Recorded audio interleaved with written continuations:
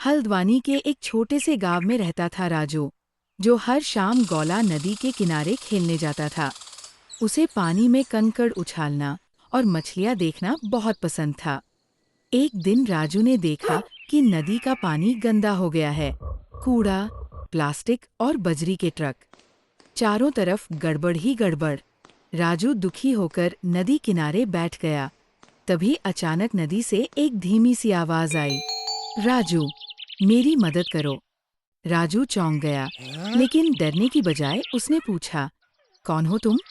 मैं हूँ गौला, वही नदी जिससे तुम खेलते हो। अब मैं बीमार हूँ, बहुत गंदगी है मुझ में। नदी की आवाज धीरे धीरे और भी भावुक हो गई। राजू दौड़कर घर आया और दादी माँ से पूछा, क्या नदियाँ भी बीमार हो जाती हैं? दादी मुस्कुराई और बोली, हाँ बेटा, जब हम उन्हें गंदा करते हैं, पेड़ काटते हैं और रेत निकालते हैं, तो वो दुखी हो जाती है। राजू ने ठान लिया, मैं अपनी नदी को फिर से मुस्कुराने वाला बनाऊंगा। अगले दिन स्कूल में उसने गौला नदी बचाओ अभियान शुरू किया। सभी बच्चों ने मिलकर नदी के पास सफाई की, बोर्ड लगाए, कूड़ा मत फेंको, नदी हमारी माँ है। धीरे धीरे गाँव वालों ने भी साथ दिया। कुछ महीनों में नदी फिर से साफ हो गई।